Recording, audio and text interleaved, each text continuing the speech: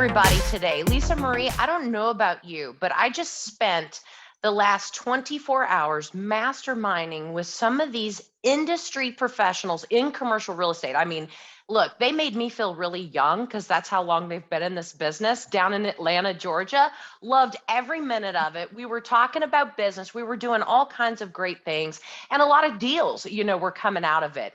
And one of those big things that we were all talking about is how long it takes to get to the closing, all the issues we're having, all the different, title issues, things of that nature. And so I'm excited because I told them all last night before I left. I said, look, we're talking to the best guy in the business when it comes to commercial title for sure, aren't we? That's right. Welcome to this show, everybody. Welcome to CRE Power Hour. We have a live audience today. This podcast is being recorded, so please drop your name and where you're from in the chat box. We'd love to hear from you as we go along. And Stephanie and I have the pleasure of having John Tavarez with Vylla Title join us today. Welcome, John. So good to have you. Yeah, thanks so much. I'm so excited to be here and be speaking with both of you and talk to everyone. So yeah, thanks so much for the invite. Looking forward to it. I'm going to read your, do you mind if I read your intro? Because it's pretty awesome. I don't want to mess it up. So here we go. No problem. No problem. Welcome, John Tavarez. He's the Corporate Business Development Officer for Carrington Mortgage Holdings and the Vylla family of companies. John's responsible for the development of strategic partnerships in all of the lines of business. So that includes title insurance, mortgage servicing and lending, and real estate brokerage, with a focus on growing institutional title sales through new business relationships in the marketplace. And John's been with the company for over 6 years. And we're so happy to have you here today. John, I love Vylla Title. Stephanie and we've both used Vylla, and I have just been so happy with the service. And I love the fact that Vylla can do title and escrow for commercial real estate pretty much anywhere. Is that the case? Yep, exactly. Yeah, we have a pretty unique operations model and solution. Kind of always thinking outside of the box, trying to provide, a new and improved title and closing process in the commercial space. That's great because, it used to be, I used to have this title partner, this attorney that was just everything I did, it went straight to them. And the problem is I outgrew them. My commercial real estate team outgrew them because now transactions are happening all over the United States. And so they could only service us in my market. And so when I met Vylla and all your counterparts that are working there, that was one of the big benefits is that no matter where my team is doing a commercial transaction anywhere in this country, I get that same person doing my closing. And that's so important because, come on, we've learned some hard lessons. I've learned hard lessons in this business. I learned where, I take a listing and I don't run a preliminary title. How important is it to run a preliminary title, right? Exactly. You always run preliminary title, right, Stephanie? We've learned that. I've learned it. I learned it the hard way though, yeah. Way back when. And still to this day, I come across commercial agents and brokers and I'm like, can you send me the preliminary title? And they're like, what do you mean? And I'm like, what? John, talk to that because you see this every day. Yep, no, exactly. So first want to hit on, I think a little bit that's different about us that I like to talk about is, you see all the standard models and exactly what you said, Stephanie, is everyone's been doing it the same way over and over for all these years. And no one's really kind of taken a step back and seen, what else can we do in the title space, right? Everyone just says, well, it works this way, so we might as well do it that way. And Vylla kind of took the opposite approach is, hey, everyone else does it this certain way, this localized, hyper localized in the market with your local title rep. And then if it goes somewhere else, you got to find another company. And we looked at that as an issue, right? Is we need to push that bounds further. You need to have better customer service. And so we really centralize our operations to provide that single point of contact. And then you've got someone who can handle transactions across the United States. And exactly to your point, you develop a relationship with that closer so they know how you like your deals closed, they know your communication style, and they know what's going to happen when close date comes. And exactly a huge thing we try to preach on is pulling a preliminary title report, right? It's going to look and feel exactly like a title report. So Now, if you're listing a property, you know exactly what issues it has, what liens need to be cleared, what the buyer needs to be aware of, things that could kill the deal right off the bat, or as you're going through negotiations, you already have all of this listed out. And if you work with a company like Vylla, right, we want to be proactive. Our whole goal is to shorten that closing timeline. We don't want to be, the long pole in the tent or anything like that. So when you pull a preliminary title and you have a potential buyer come in, you as an agent can be like, okay, here's the 15 things I already know about this property. I don't have to wait until we get under contract to figure everything out, and then the deal might be dead before it starts. So, you're taking, time is money, right? So you're taking that up front. And so you're making it that it's a lot easier to close, and you're getting buyers out of the way right off the bat that maybe it's not a good fit for, that they're not going to be able to overcome some of these title issues. So just such an important tool to be able to know more about your listing and your property, and then qualify buyers quicker. But then also you show your client who you're listing the property for, these are the 10 things I do that normal agents don't do. And it's just one of the resources we like to pair with EXP to show why EXP is the best and what you guys are doing. And so John, we met at EXPCon last year in Las Vegas. And John came up to me and wanted to talk about title. And I said, I'll talk to you, but I'm going to be a really hard sell because I have these local partners that I deal with and I have these relationships. And I live in a state like Stephanie does, where we have a lot of like rural areas, and I live in Nevada. And so once I talked to John and some of my team was there with me, I was really impressed. And so we opened up a $3 million pre-opening with you. We've been in and out of contract a couple of times, as we all know that happens in commercial real estate. Definitely. And I'm so happy. I know there's a lot of listeners out there that are like, what about my local relationships? And can you talk about that? Because I'm sold now. I mean, I pre-open anyway, but now I pre-open with Vylla Title. And when we have clients that, for example, own properties in multiple states and they're doing 1031 exchanges, or there's wheels that are moving in different locations, this is a really great sell for those types of clients that own multiple assets in different locations, right? Because we have that one point of contact. Yep. No, exactly. So, that's funny you brought that up, is I always tell that same story. In the first 2 seconds of talking, it was, I'm going to be a very hard sell. And, my number one thing on that aspect is I'm not looking to sell you on my product, right? I'm looking to solve a problem that you're having. And that's what we did, right? We see, all the time where you've got, like, we just closed a very large transaction on Friday that had it was 3 different properties in 3 different states. It had 2 attorney firms that were both in separate states, one in Pennsylvania, one in New York. The lender was in Florida. The buyer was in Washington. The seller was based out of Boston.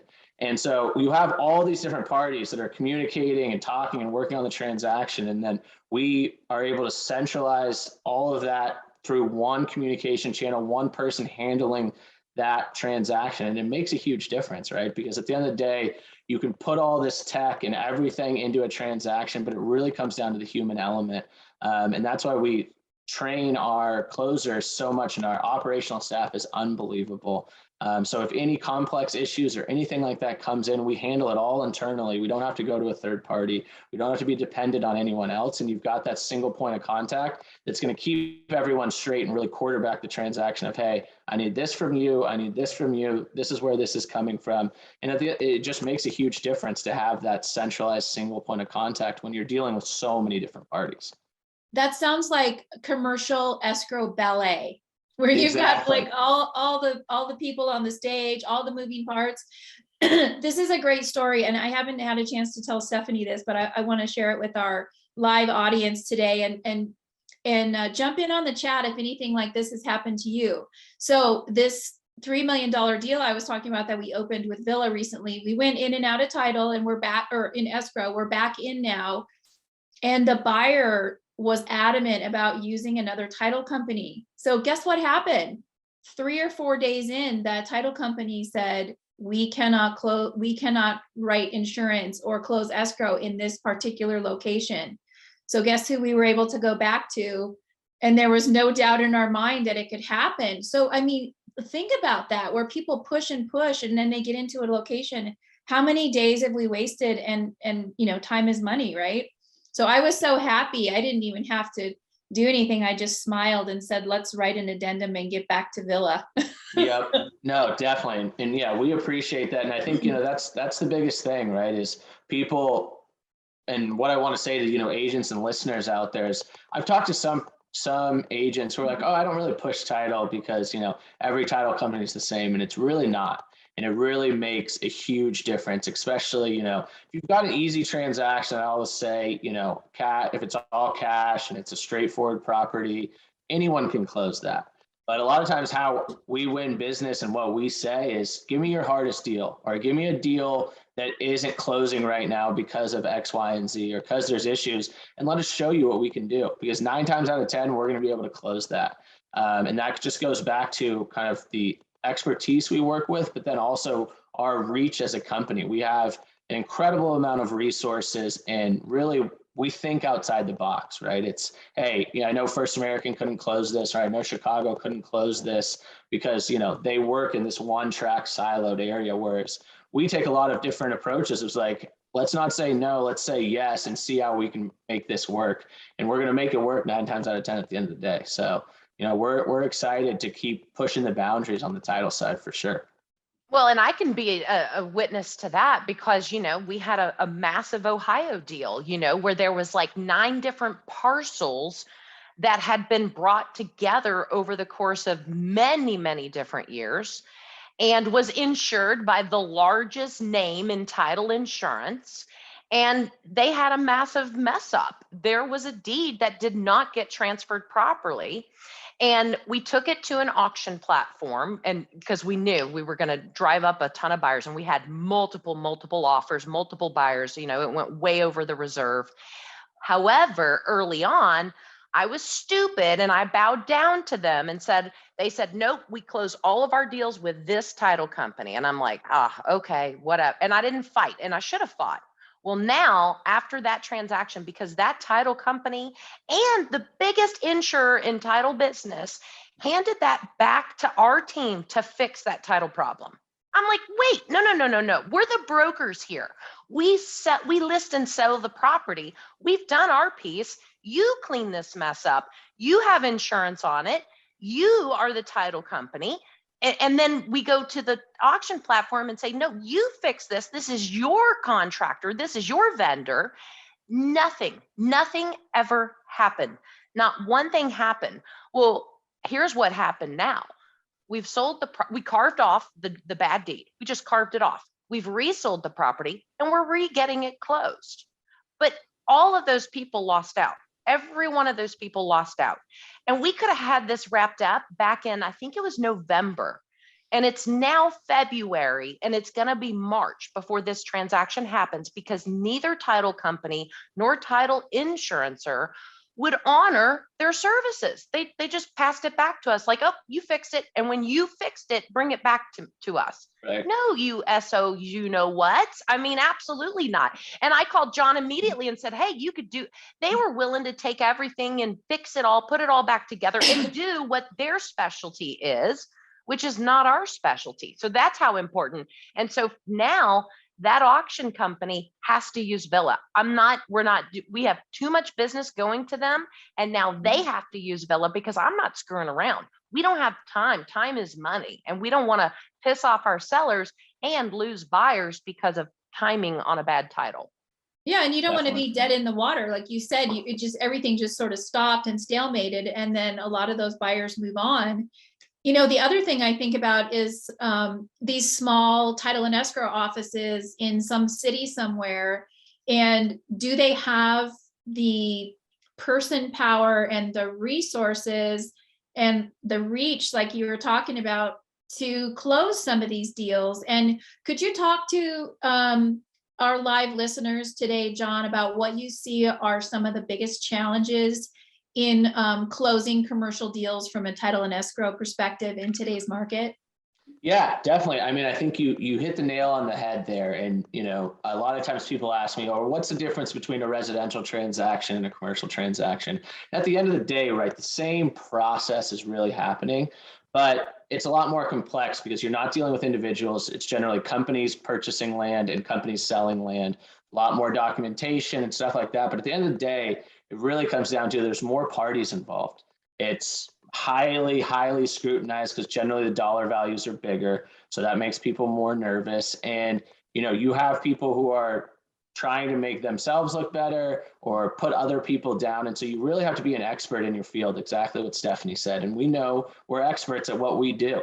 And we have extensive resources inside the company, and I think it really on these transactions, it comes down to your expertise and what you have. Our commercial leadership team, they'll probably get a little nervous as I said this, but they have only over 350 years of experience in the industry. Our top general counsel has been in the industry for 45 years, and there's literally not a transaction he hasn't closed out there. So, as we were building this company, we saw, like I said, a lot of opportunity to really provide a different product, especially in the commercial space. So we went and got the best and the brightest from competitors, from smaller shops, and really brought them all in under one roof. And then I think, the biggest thing that we do is we think outside the box, right? It's let's not say no, let's get this transaction done. And we know it's going to be complex and we know it's going to be hard, but with the financial backing and resources we have, we're able to get it done. And then the biggest thing too, that people forget is communication. Being upfront if there's an issue that we discovered, right? Hey, here's the issue, but here's how we're going to solve it.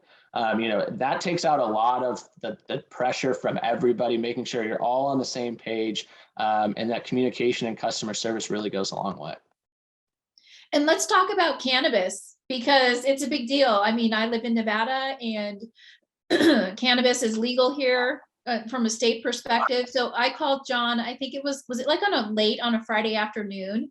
Yeah. And he answered his phone, or he called me right back. And I said, hey, I have one of my commercial mentees who has a cannabis deal. And I didn't know that much about it.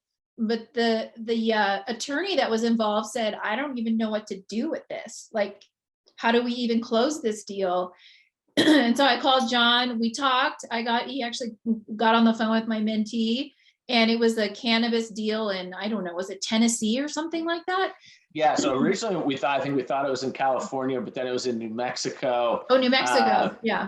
Yeah. So then I talked to your mentee, then talked to the other agent on the transaction. We just had a follow-up call yesterday, just kind of talking through and back to the resources of Vylla and Carrington. She was looking for an attorney to help her because her client needed some basic legal advice. So I shot a few notes out to attorneys we know who do a lot in that space, and connected her with one of them. I was like, listen, and she's like, okay, what do I owe you? And it's like, we just want to be a resource to you guys to help move any transaction forward. So now they're working together to iron out kind of the process, because our client has a very not standard need in the cannabis space.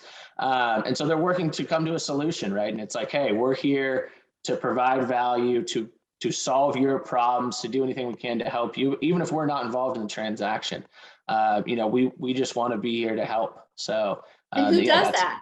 Who does that on a Friday in commercial real estate? And they can close cannabis deals, everybody, all of our live audience watching today, because there's a lot of title and escrow companies that won't touch those with a 1,000-foot pole. Exactly. Right. Exactly. Yeah. Our motto is there isn't a transaction out there we won't close. So, bring us your hardest, most crazy transaction. That's a big promise. Yeah. That's what you gotta do. We all love our localized relationships, right? But that's what it's like dealing with John and everybody at Vylla. It's all localized. I mean, I don't care if he's sitting in Texas or if he's, happens to be traveling today. It doesn't matter, because you're just that reachable, which is what we need in this industry.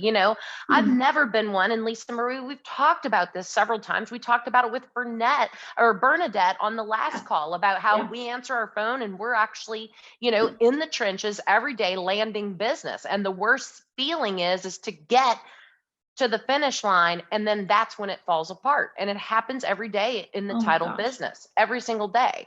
It And totally so does. what can we do to protect our investment? And that investment is marketing dollars, but also our time. And that's having a relationship and doing that preliminary title up front. And, you know, just on that auction deal that we had where that title company ran the title, when it came to time for the closing and they found the title problem, that's when they admitted, oh, well, we didn't really run a preliminary title. You got to be kidding me. That's I what mean, we hired the these people for. profanities were just out. You I all can heard imagine. me. You could only imagine how, you know, myself and my real estate team we were just, profanities were out. You know, it's just crazy. It's absolutely nuts. So Well, Stephanie, I mean, I think you hit the nail on the head there of where, like, we from an operations perspective approach it is, hey, we know you're good at what you do and you're an expert in your field. We're an expert in our field. So as soon as that contract comes in, we view ourselves as really a transaction coordinator, and we want to quarterback the entire transaction from, you know, when the contract comes in till disbursement. And two things I want to say about that. Obviously, if the agent wants to be involved, we let them kind of roll with that. But generally, we keep them in the loop, working with the client, saying, hey, here's the 10 things we need. Here's your important dates. Here's what we're going to be working towards. You know, here's where we are every step of the process. But we want you, the agent, being out there, broker, being out there landing more deals, working on the next sale, and letting us kind of help the transaction moving forward and coming to a smooth close. And that's really where that single point of contact comes back, is that, you know, they're only dealing with one person from the second the order's open till disbursement. And that's just really important to make sure our agents are confident with us being out there. And then we fully recognize that we are essentially an extension of you, the broker and agent, because at the end of the day, that last feeling they're going to have is when that money is dispersed and hits their bank account or is transferred over. And we have that responsibility, right? So the process could be perfect up until the end, but until it's closed and everyone's got their money and walked away, you know, that's going to be a reflection on the agent. So we take that extremely seriously, of making sure that's a smooth, streamlined process. And what I have found is that Vylla Title is like the quiet giant. So from the very beginning, they're moving, like, we don't waste any time, and you're behind the scenes. And my group, we have a transaction management team. And then if we're working with a qualified intermediary for a 1031 exchange, and I just found that Elaine, I think, is the person that we use, right? Yes.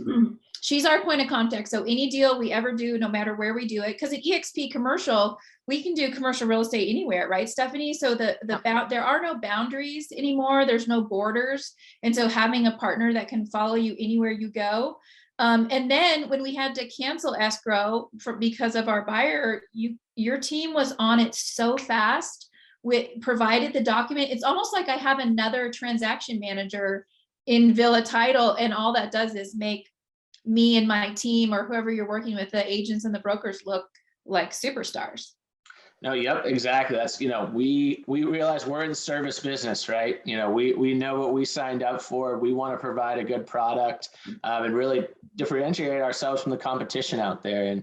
And that's all comes down to service, right? And whether it's with your client or you, who is our client, you know, we want to make sure it's top notch, and that, you know, no one's ever waiting on us. That's definitely a motto. No one waits on us from a title perspective to close a deal or to get information or anything like that. We're always the first one out there. So, you know, we just put a lot of emphasis on the customer service and what we can do and kind of through our platform. And we're happy with our results. And, you know, I think just what speaks to that is on the commercial side, we have 100% retention rate. So we haven't had a client ever submit a transaction with us and not come back. And I think that just speaks so highly of our ops team and the operation we have going on. And we're excited to continue to grow and kind of change the face of title. So John, let's change it up a little bit, because, you know, we're believers, obviously, and, you know, you'll do every deal I ever touch, or any of my team touches, that's for sure. But let's talk about the outlook of commercial real estate. What are you seeing as a whole, you know, for commercial in 2022 when it comes to transactions?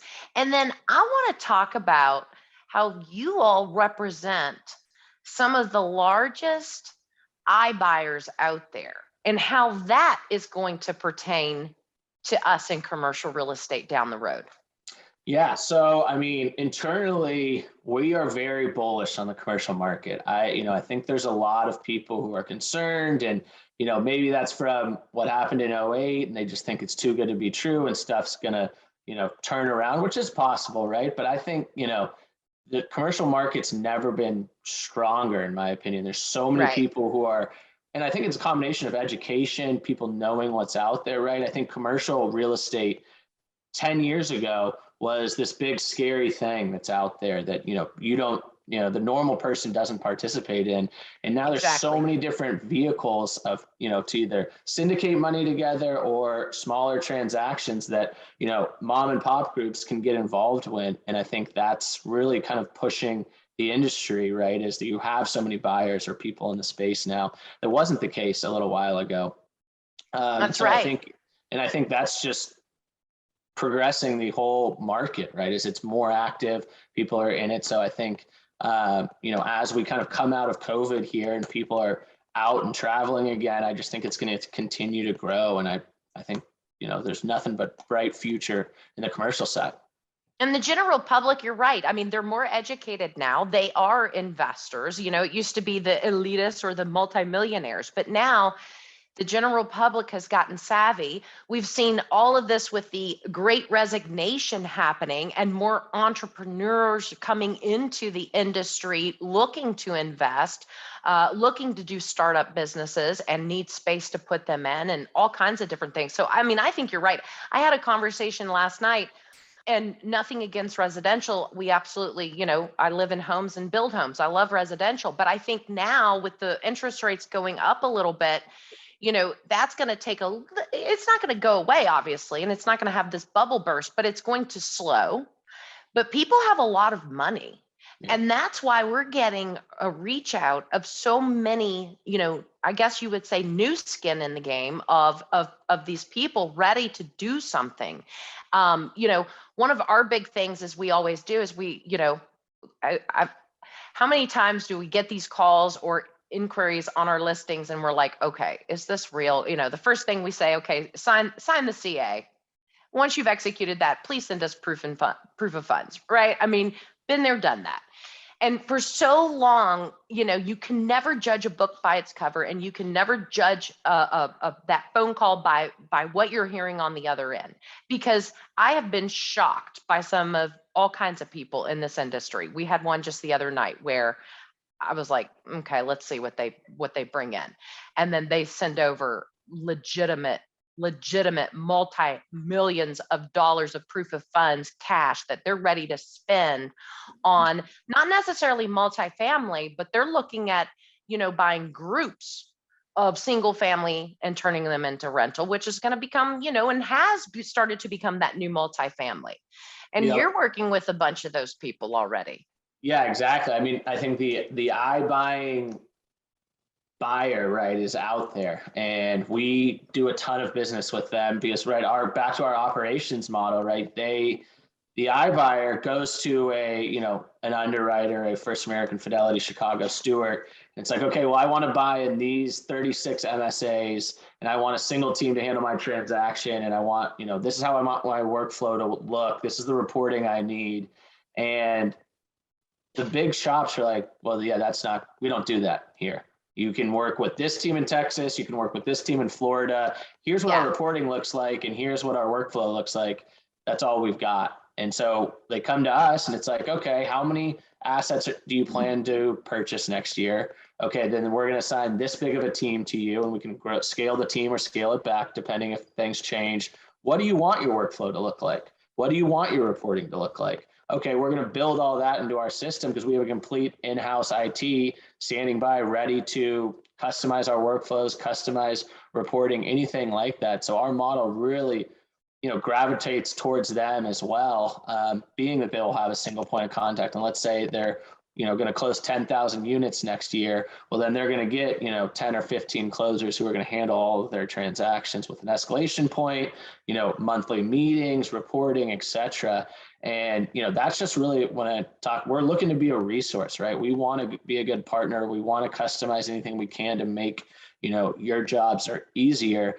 And I think, people just don't think about that, right? The big shops, because they don't have to. They don't have to be agile. They don't have to change because they already do so much of the market share, but they're missing out on so much of opportunity out there. We see it a lot on, right? We always joke that the big shops go over for anything over 50 million. They are normally pretty active in that space, but they don't even look at the deals that are 500,000 to 2.5 million. And that's where the service lacks, right? So that's where we come in and it's like, hey, I know you get terrible service from these big shops, but you'll come do business with us and you'll be a big fish in a small pond. You're going to get that customer service like you're sending $1 billion worth of real estate to us because every client matters. So, I think that's just the difference between us and a lot of these big shops is we want to make our clients happy. We're not trying to stick them in one box that we already have. I remember you told me in Las Vegas, just give us one deal. And speaking of that, we have a question from someone in our live audience. So I'm going to read it, John, if you can speak to this. It's a great question. Any insight into tokenizing commercial real estate and the syndication model on blockchain? Anything to keep an eye out for? Yep. So this is a hot topic. Hot topic.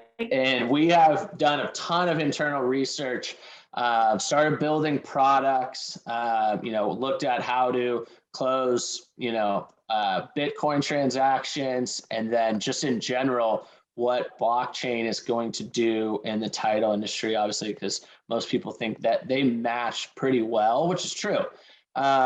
The unfortunate part is a lot of that is just being pulled back due to regulation and policies that haven't changed in 70 years. And so a lot of title companies and lenders are really kind of constrained by these old regulations that are still in place. So I think you unfortunately won't see a lot of change in the industry until those are rolled back or repealed. We're actively looking at it on how we can work around, and bring it into our transactions. And then kind of the same thing, if our client has a need and we think we can, solve something for it, we're all ears. So I know that's not diving directly into the question of what to look out for, but I guess look for policy change, because that's what'll drive kind of everyone's adoption and what they're doing, which I think we're headed in that direction. Who knows how long it's going to take. Yeah, it might take a while to unravel the big beast that is, the way we've been doing things. And I know that one of the great reasons that Vylla is a fabulous partner with eXp Commercial is because we're all about disrupting and shifting and doing things the best way, not just the way that they've always been done before. What about the sale of virtual space? Yeah, so that's another crazy concept just in general to wrap your head around. So we've been talking internally, like, do you need title insurance in the virtual metaverse?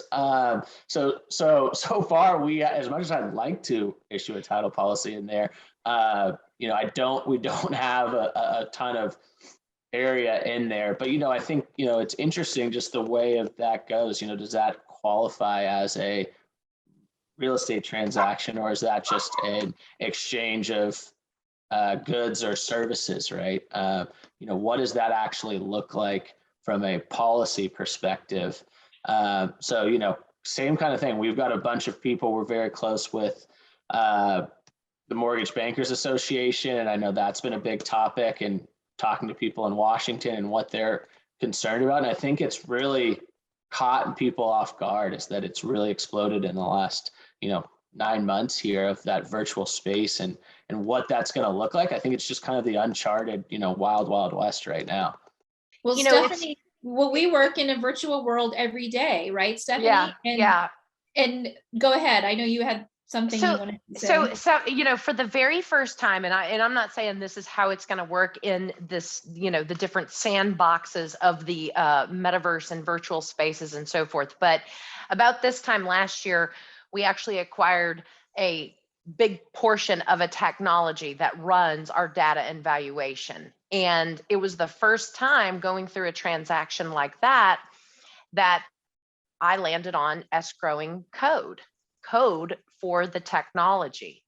And so, as I'm doing this investigation and really learning, okay, we own this technology, but somebody else had it first. So how are we, how do we bring, and that was the solution. All of that code is in escrow. It's sitting in escrow, and it will sit in escrow, and it's a small monthly fee to keep it there. But I'm thinking that Vylla Title and others will get into that space, because that's exactly what those virtual spaces are. It's coding on the internet. It's coding. I don't even know how to say it. I'm showing everyone right now how much I don't know how to speak code and all of that. Okay. I mean, I'm a good with technology, but I don't know this language. But I'm thinking that that's how it's going to end up being, because that's exactly what we had to do when we acquired that software. Yep. And to protect it. And, because you can't, we're a firm believer in not having not being married to third parties, right? We want to have and create and invent as much as we can, because we obviously love technology at EXP. And so, as we handle, Verbella's platform, which is a company owned by EXP World Holdings, it's no different than leasing office space or leasing a home or leasing, a retail center. And so that's how they've been handling that. Mm-hmm. But I do think that everyone's going to want to step it up and really be able to say that they don't want to lease, they want to own. Yeah. And that's where the title of some sorts are going to come into play. I just wonder what that looks like, because, we help people buy and sell and lease real property. And so is the definition of real property going to change? Because I remember at EXPCon, I went up to the big, huge Vylla booth, and they had pictures of, I don't know if it was a law office or what it was, but they had pictures of the interior of the brick and mortar. And then they recreated that in the virtual world and created this virtual office. So who's to say what's real and what's not real? I don't know. It's a really fascinating conversation. Well, I think that. Go ahead, John. Go ahead. But yeah, I was just going to say on that side, that's where it gets tricky is, what is real property? Is a property, a house in the virtual world considered real? Because from a regulation and policy standpoint, title companies in certain states, most states, are only allowed to handle funds and transact on real property. You have to have a separate entity or separate, you can't commingle funds, et cetera, if you're escrowing a boat transaction, or you're escrowing the sale of an airplane, or, a business. So they have to be separate entities, right? So it is interesting, what is going to be considered real property and what are going to be kind of the regulations around it. And I don't know. Yeah, it's a good question. And who's out there lobbying on behalf of, changing these guidelines and procedures in the commercial title and escrow world? Do you know who the players are in that field? So, I mean, obviously the large underwriters have a huge presence out there, and so they're really, in that aspect, we all work together. There's title associations and boards we all sit on that we talk about issues like this. And then, there's representation that goes to Washington, and they have First American Fidelity has a ton of lobbyists that are kind of working to help position that. But I think, the metaverse, I think, caught everyone off guard on how quickly it grew. So I think it's just people trying to kind of figure it out right now. What do we want to be involved in that space? Is there a way to, continue to grow in that virtual world? Or is that a completely new company, new idea, et cetera? So part of our unplugged conversations we have on our CRE Power Hour podcast is we have some questions we'd like to ask to each of our guests and get different perspectives and just, kind of the real conversations. So question we have that Stephanie and I have for you is, what is your biggest lesson from 2021? Biggest lesson, I think, we kind of touched on it earlier, but it's really easy to say no, right? In 2021, there's so many obstacles, so many different things out with dealing with COVID, and then it kind of went away and then it came back, and, how you're closing transactions. And it's easy to say no, like, oh, this deal comes in that has, all these issues and whatever. It's like, oh, do we even want to do that? Or, can you close this way? And a lot of people want to say no. And I think, my biggest lesson is to not say no, work a little harder to find a solution, because, if you find a solution and your client's going to see that and want to come back to you, even if they had a previous relationship, or, they normally don't send XY deal to you or whatever, they see that you're putting in the extra work, thinking outside of the box, it's going to go a long way. So I think that's probably my biggest lesson, is don't say no. I love that. Yes is my favorite word. I know that's one of Stephanie's favorite words too. When people come to us and say, we can't do that, we're like, tell us what you can do. Yeah. And so that's a great way to look at it, is when we were in a time when we had a lot of no's, is that your company likes to say yes. I love that. Exactly. What about, how would you describe your secret sauce? So for you and Vylla, what separates you from the rest of the pack? Yeah, I think a big thing that I think a lot of people can tell is we think outside the box. We're extremely passionate about what we do, and we want to provide good service. And I think that really stands out on the little things of transactions, as deals are canceled or whatever, when most people get frustrated or try to do something, we kind of just roll with the punches, understand things happen, and we want to be a resource to our clients. And I think that's, my biggest outlook is, I always say when I'm talking to someone new, is I'm not trying to sell them. I want to solve problems for them. I think a lot of people in the industry are like, oh, let's talk. These are the 10 things I can do, and this is why you should do business with me. And I like to get to know someone first, understand the relationship, and see where pain points are in their current process and what I can do to help that. And maybe it's not a title transaction. Maybe it's they need, like the cannabis transaction, they didn't need title help necessarily right away, but they needed a lawyer. So it's like, okay, well, let me help you there. And then, I bet that person's next title transaction is going to come to us, so it's really just, let's solve problems, make the process easier, and being passionate about what we do goes a long way. And I've always had a rule: never be in business with people that don't make you look better. You know what I mean? And that's something right there that I have always made. As soon as a partner makes me look bad, I'm done. And thank you, John, because you always make us look top notch, even when we don't deserve it.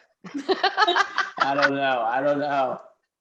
Well, and I hope you feel special that, like with that cannabis transaction, literally I'm sitting on the steps in my house going, I have this new commercial agent I'm coaching, and she reaches out to me, which makes me feel great. I reach out to Stephanie when I need things, and then I'm like, who can I call? John Tavarez. And so you're on my short list, and that could be a good thing or maybe a not so good thing, depending on. He'll earn it. It's okay. He likes it. I love it. Call me as much as you want. I'm always here. Well, we have fun too. It's not all business and that. Exactly. We have some good times.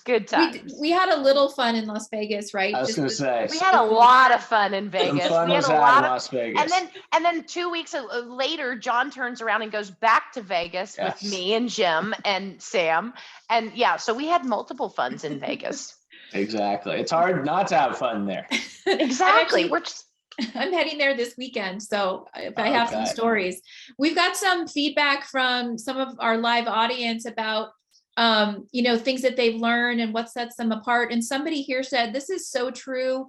They've learned to protect their fee, and that it's okay to walk away from a deal if it's not good. Heck yeah.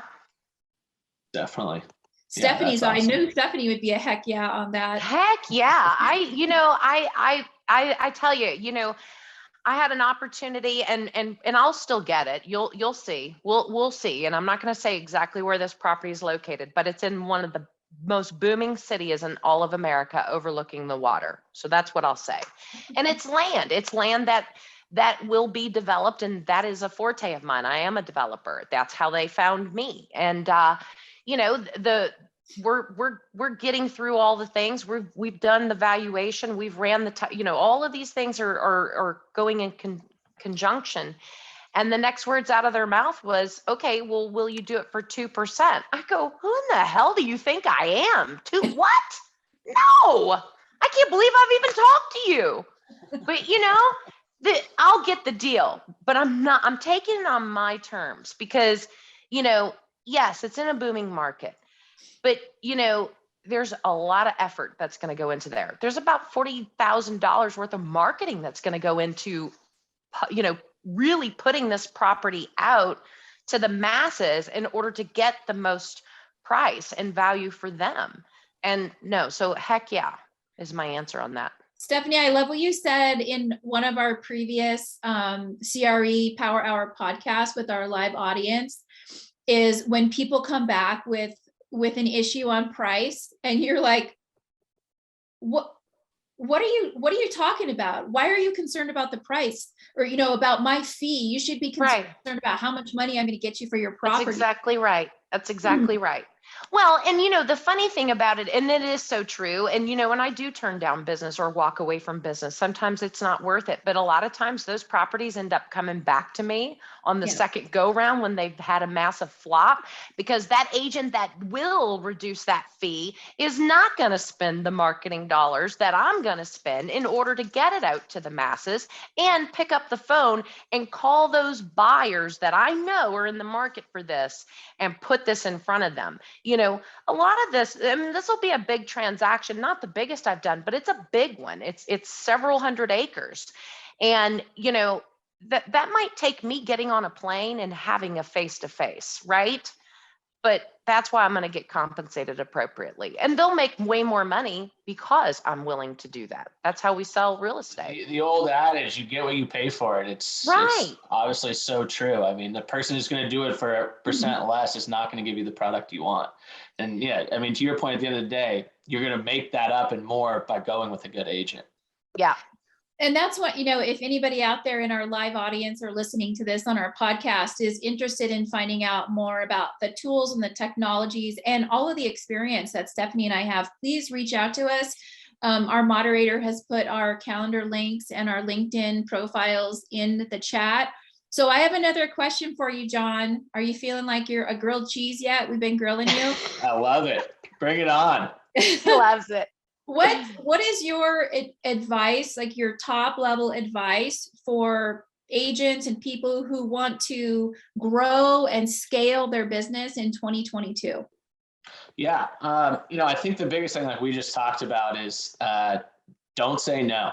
You know, when you get a hard problem or a question, really work through it. And then the other biggest thing I think that I've seen on my aspect is don't concentrate on each transaction. If you're going to meet with a potential listing or a buyer or any, really in life in general, right? You don't want to focus on the immediate detail in the transaction. Focus on the relationship and building that relationship, and then the work will come through that, and you'll grow your own business organically, because people not only want to just do business with you, but they want to be around you and want to work with you and talk with you and essentially be friends with you, right? That's what it's all about, is meeting unbelievable people like I met you too. And we've enjoyed working together and jumping on the podcast and just talking on through deals and transaction. It's not because, you know, I'm the best title guy out there. It's because we enjoy working with each other.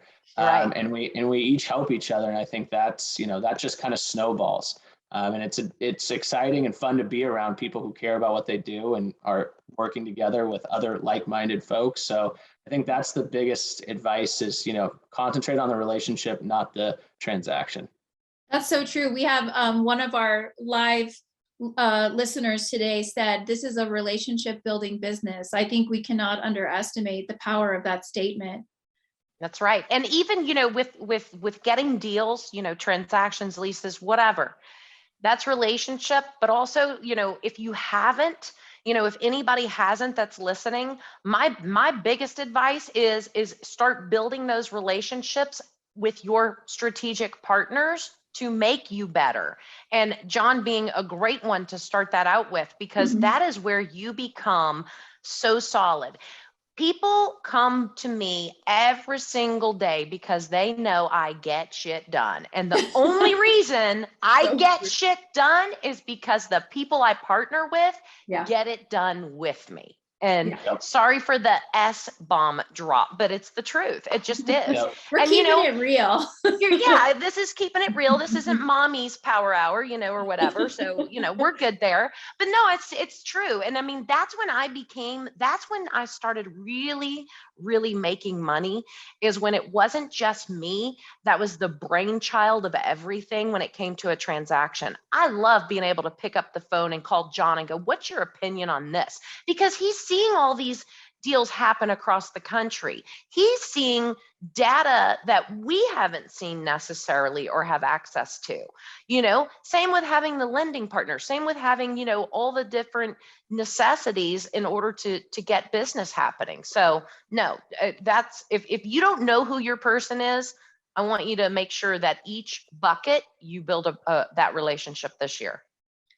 And it's so true that one of the things I teach to mentees and commercial real estate agents across the US on a daily basis is to get out of your, we have so many people in real estate, commercial real estate, they get stuck in the whirlwind of their everyday, and they don't look up and look around and see the opportunity. So get up out of your seat and go to some of these conferences and some of these conventions, because that's where we make these relationships.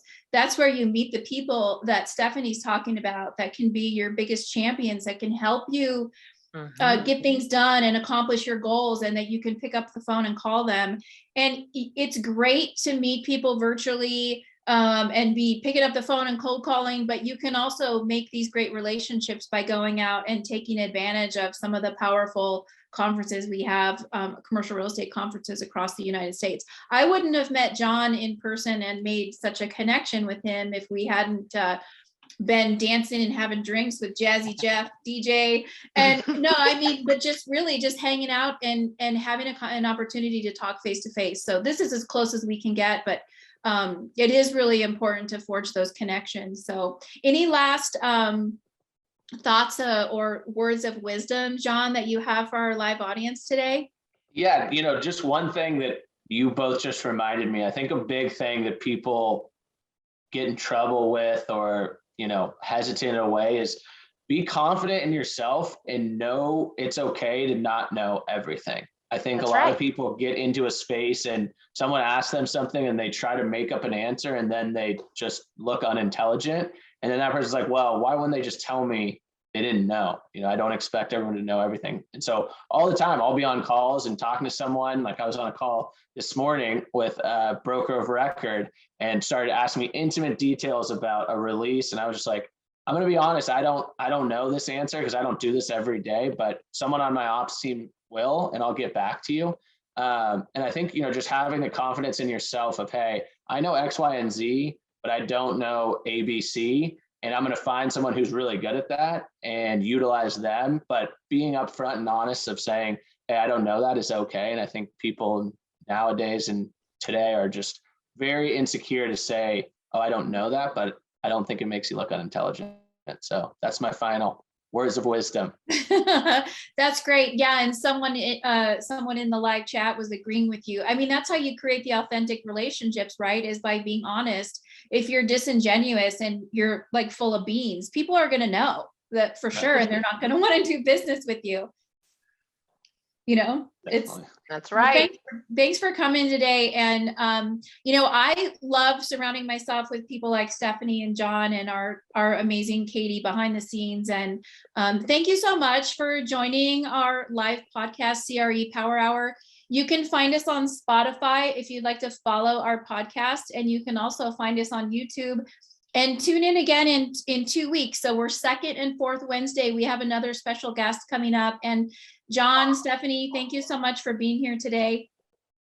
Yeah, thank you guys so much. I really enjoyed it. Definitely going to tune in on all the upcoming sessions. So really appreciate you guys taking the time to speak with me, and always great catching up with you too. All right. Bye, everybody. And thanks to our live audience too. Take care.